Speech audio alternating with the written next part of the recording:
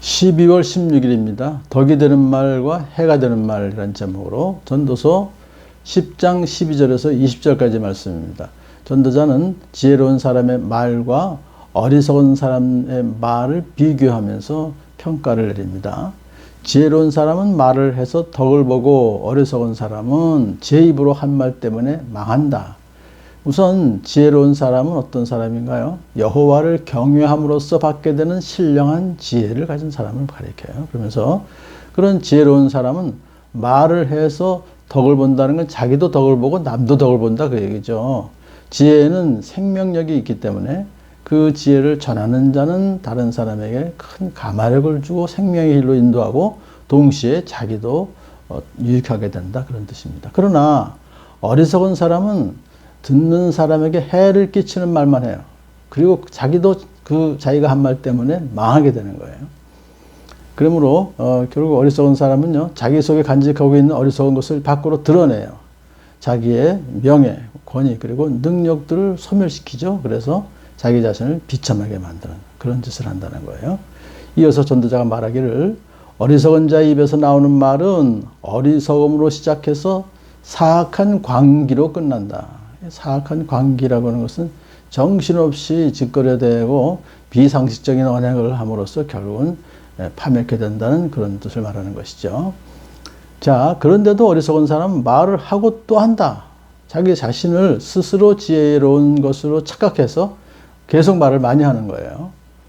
그러니까 어리석은 사람은요, 당면한 현실조차도 제대로 타개해 나가지 못하면서 장래일에 대해서 아주 허황되고 과장된 말을 떠벌리기를 좋아합니다.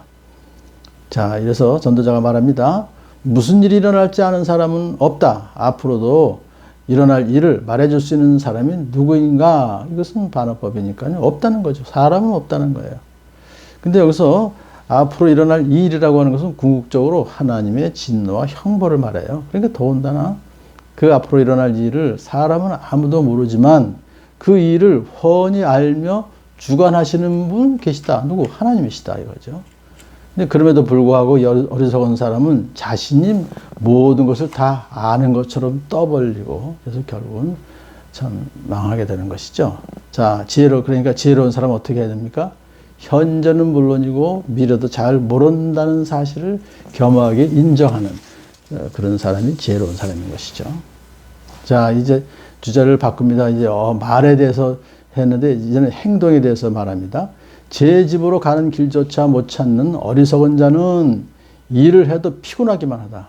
제 집을 찾는 것은 아주 가장 기본적인 그런 거죠. 그래서 기본적인 일조차도 하지 못하는 게 바로 어리석은 사람이라는 거예요.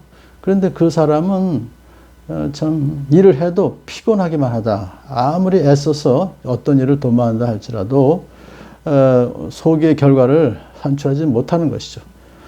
오히려 피곤해지기만 하고 아무 소득도 없이 끝난다 이거죠. 이제는 왕에 대한 통치자에 대해서 말합니다. 왕은 어리고 대신들은 이른 아침부터 잔치에 빠져있는 나라여 너는 저주를 받을 것이다. 여기서 이 어리다는 것은 정신적으로 성숙되지 못하다는 것이죠. 그러니까 어리석은 왕이고 또 대신들, 지휘, 고관 대작들이라고 볼 수, 고위 관리들이라고 볼 수 있죠. 그들은 한 나라의 국사를 맡아봐야 되는 중요한 지위에 있는데 근데 지혜롭지 못하고 쾌락에만 빠져 있어요.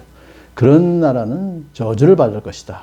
어리석은 통치자와 어리석은 관리만 있는 나라는 망할 것이다. 이와 반대로 왕은 출신이 고귀하고 대신들은 취하려고 해서가 아니라 건강을 지키려고 제때 먹는 나라요 너는 복을 받을 것이다. 이건 지혜로운 나라는 말이에요. 왕이 출신이 고귀하다가 금수저라고 하는 것이 아니라 그 생각과 행동, 품성면에서 지혜롭고 성숙한 인격을 갖춘 왕이다 하는 뜻이죠. 또한 고위 관리들도 필요할 때 필요할 만큼의 음식만 먹는 지혜로운 자들이에요. 물론 잔치를 벌려도 다 적절한 때에 필요한 만큼 즐긴다 그런 뜻입니다. 이런 왕과 관리들이 있는 나라는 복을 받는다 하면서 계속해서 이제 이 주제를 얘기합니다. 게으른 자의 집은 들보가 내려앉고 손이 놀면 지붕이 샌다. 이것은 왕과 관리들이 게으르고 허랑방탕하게 사치 생활만 하고 그렇게 한다면 그 나라가 망하고 파탄에 이르게 된다는 것을 말하는 거예요. 경고하는 거죠. 자, 이제 그 다음 나가서 이렇게까지 말하죠. 잔치는 기뻐하려고 벌이는 것이다. 포도주는 인생을 즐겁게 하고 돈은 만사를 해결한다. 이건 긍정적인 이야기가 아니라 부정적인 뜻이죠. 방탕하고 어리석은 관리들이 쾌락을 즐기려고 잔치를 벌이는 것, 그것과 또 포도주, 그것은 인생을 즐겁게 하려고 마시는 건데, 이것은 포도주가 음식으로 필요해서 먹는 것이 아니라 환락과 기쁨을 위해서 마시는 것, 취하려고 마시는 그 포도주. 또 방탕하고 어리석은 자들에게는 돈이 모든 것을 해결해 준다라는 만능 열쇠처럼 여기는 그것이 이제 다 어리석은 자들의 행태다. 그것을 말하고 있는 것입니다. 자, 마지막으로 이제 앞에서 전도자는 왕과 통치자에 대해서 부정적으로 평했지만 이제 왕 또는 통치자에게 함부로 불만을 말해서 안 된다. 이렇게 강조해요. 마음속으로라도 왕을 욕하지 말며 잠자리에서라도 존귀한 이를 저주하지 말아라. 왜냐하면 하늘에 나는 새가 네 말을 옮기고 날짐승이 네 소리를 전할 것이다. 이게 이제 어리석은 사람들은 왕을 욕하고 또 저주한다, 그런 뜻입니다. 이것은 마음에 그런 생각조차 하지 말아라. 왕에 대한 반역의 마음도 품지 말아라. 이렇게 이제 하면서 사실은 여기에 대해서 사도 바울이 로마서에서 이렇게 말한 것이 있습니다. 사람은 누구나 위에 있는 권세에 복종해야 한다. 모든 권세는 하나님께로부터 온 것이며 이미 있는 권세들은 하나님께서 세워주신 것이다. 그러므로 권세를 거역하는 사람은 하나님 명을 거역하는 것이요 거역하는 사람을 심판받게 될 것이다. 이렇게 사도 바울이 얘기함으로써 디모데전서 2장 2절에서는요. 그 왕들과 높은 지위에 있는 모든 사람을 위해서는 기도하십시오 라고 가지고 고민했는데, 그것은 그럼 왜 왕의 권세에 복종해야 되고 그들에서 기도하라? 그것은 우리가 경건하고 품위 있게 조용하고 평화로운 생활을 하기 위함이라고 분명히 얘기했어요. 그러므로 우리 성도들이 결국은 경건하고 품위 있게 조용하고 평화로운 생활을 하기 위해서는 권세자들에게 복종해라, 그런 뜻이죠.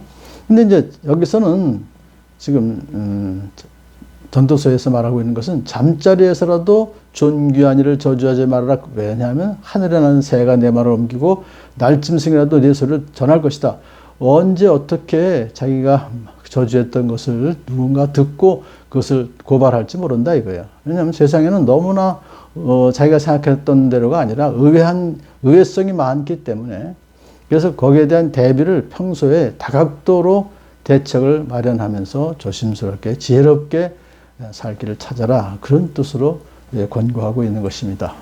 덕이 되는 말과 해가 되는 말, 또 우리가 지혜롭게 살아가는 그 방법을 다시 한번 깊이 생각하는 저와 여러분 되길 축복합니다.